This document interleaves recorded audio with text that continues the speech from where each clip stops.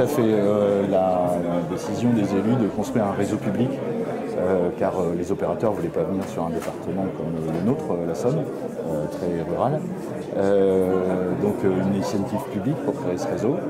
Et dans sa construction, depuis 1998, très vite, les élus se sont posé la question de, une fois que nous avons les tuyaux, quel service peut-on mettre à disposition des territoires grâce à ce très haut débit. Et donc un des services qui a été mis en œuvre très vite par codécision avec l'Éducation nationale, ça a été le numérique à l'école, compte tenu sur des diagnostics partagés de mauvais résultats dans le premier degré et dans la Somme. Donc c'est-à-dire que le numérique pouvait être un levier pour une meilleure réussite scolaire des élèves. Alors ça a démarré dans un projet tout le territoire ou d'agglo? Non, ça a démarré sur une demande d'expérimentation du ministre de l'Éducation nationale, qui était aussi président de la métropole. Et donc l'idée dans cette recherche était de savoir si le déploiement des ENT est faisable rapidement. Donc il a été proposé à des enseignants volontaires sans accompagnement d'utiliser 3 solutions différentes et à partir de là de voir si la modélisation était possible. Donc les résultats ont été favorables puisque nous avons décidé ensuite de commencer à déployer, non pas massivement, mais progressivement au niveau de la métro et puis après au niveau du département en fonction des infrastructures réseau qui étaient proposées. D'accord. Donc au niveau de Somme numérique, quel est le rôle de cette... Alors c'est un syndicat mixte, rappelez-nous un petit peu. Aujourd'hui, il regroupe le Conseil général de la Somme et la quasi-totalité des intercommunalités, donc les 782 communes du département. Donc notre rôle est vraiment d'être un levier de mutualisation, puisque grâce à cette force que représentent ensemble les collectivités, nous passons des marchés pour l'ensemble des communes, donc on peut leur faire bénéficier de prix qu'elles-mêmes seules n'auraient pas. Et même de la même façon, par exemple pour l'espace numérique de travail, nous mutualisons du CP jusqu'à la 3e, puisque nous accompagnons aussi le déploiement dans les collèges. Donc vraiment un travail mutualisant qui permet de faire baisser les charges. Donc a priori, si je comprends bien, comme c'est une unité de gestion, les ENT, c'est la même boutique pour tout le monde. Comment a fonctionné ce choix de la plateforme unique ou pas? Alors le partenariat s'est posé très très vite, puisque nous avons monté les cahiers des charges ensemble, selon les besoins de l'Éducation nationale, à charge à nous de traduire techniquement et financièrement. On passait les marchés ensemble, c'est nous qui le portons juridiquement, mais toute l'ingénierie était faite ensemble. Et donc les choix sont vraiment communs, donc il n'y a pas de discussion sur... et donc après, nous offrons tout le service avec des ressources, etc.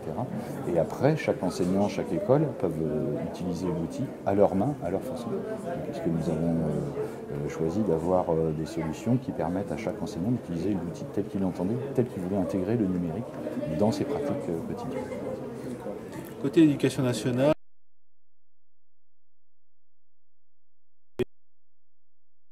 degré comme second degré, c'est plus simple pour former les enseignants à une seule plateforme comment ça s'est organisé côté éducation nationale? Alors côté éducation nationale, il y a donc une demande qui est faite par les enseignants, un projet pédagogique qui est élaboré, qui est visé et accepté par l'IEN de circonscription. Et après, on passe à la phase de déploiement. Alors évidemment, le fait d'avoir une solution unique est beaucoup plus facile pour nous en termes de formation. Et nous consacrons régulièrement, depuis plusieurs années, 140 journées stagiaires en début d'année pour former les nouveaux arrivants. L'idée était au départ d'implanter les ENT à l'envie des enseignants, mais ça pouvait être aussi une classe qu'une école entière.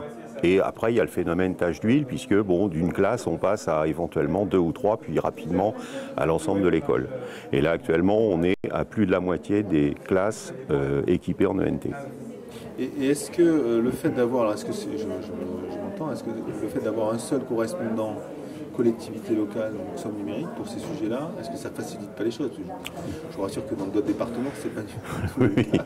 J'imagine que c'est beaucoup plus simple. Ah ben pour nous c'est extrêmement simple puisqu'on a un seul interlocuteur, c'est-à-dire qu'une fois que le projet est calé côté pédagogique avec l'école, l'inspecteur, bah après c'est un bon de commande et puis c'est Somme Numérique qui prend le relais et qui fait la mise en place. Alors j'imagine que vous parlez avec d'autres collègues qui sont d'ailleurs. Est-ce que vous n'avez pas le sentiment d'aller plus vite ou plus loin par rapport à cette organisation un peu qui est unique en France, je pense, plus ou moins, que dans d'autres départements ou d'autres régions? Je pense que nous faisons des envieux. Parce que voilà, et puis une des forces aussi, je voulais revenir sur le rôle de Somme Numérique, c'est aussi, nous faisons des envieux aussi même parce que nous avons cette force du coup d'égalité de territoire. Puisque je rappelle que dans la Somme, plus de 85% des communes ont moins de 2000 habitants, donc elles n'ont pas les mêmes moyens que les grandes villes comme Amiens. Combien d'habitants au total à la Somme? 575 000 pour 782 communes. Donc c'est que grâce à ce groupement de commandes, tant pour les enseignants une plateforme commune, eh bien, dans une petite commune rurale, les enfants bénéficient des mêmes conditions que les quartiers résidentiels d'Amiens, par exemple. Une réelle égalité des chances à un coût très abordable pour les collectivités. Est-ce que vous proposez la question du jour? Parce qu'aujourd'hui, on préfigure une réorganisation des collectivités. Est-ce que l'expérience Somme Numérique est transposable, utile dans un schéma du futur de la réorganisation territoriale? Je n'ai pas de boule de cristal. C'est une bonne question. Les enjeux sont à un échelon bien supérieur que le nôtre. Mais déjà, aujourd'hui, il existe beaucoup de syndicats mixtes comme le nôtre, Manche Numérique, Journée Numérique, et qui se posent bien sûr des questions d'arriver après les tuyaux aussi sur les services. Donc on a déjà des échanges avec ce type de structure. Parce que ce qui est très important, c'est pourquoi mettre de l'affichage ou est-ce que c'est vraiment pour accompagner un meilleur résultat pour les élèves. C'est pour ça que c'est très important en amont, avant de se lancer, de bien caler les partenariats, de les écrire par des conventions triennales, enfin peu importe. Et ça, je pense que c'est vraiment très important. Alors après, dans le cadre de la réforme territoriale, là, déjà, à un premier échelon, nous, on voit un impact très fort localement sur les communautés de communes qui déjà prennent les compétences scolaires, qui sont normalement dévolues aux communes. On voit l'impact de pénétration des outils parce que la communauté de communes qui prend la compétence va le faire sur l'ensemble d'un territoire. Ça, c'est vraiment aussi plus accompagné. Des communes avec 85 maires, j'ai 85 écoles potentiellement à voir. Donc, déjà, à notre premier échelon, ce type de transfert de compétences est très intéressant pour nous. Ok. J'ai l'arrêté.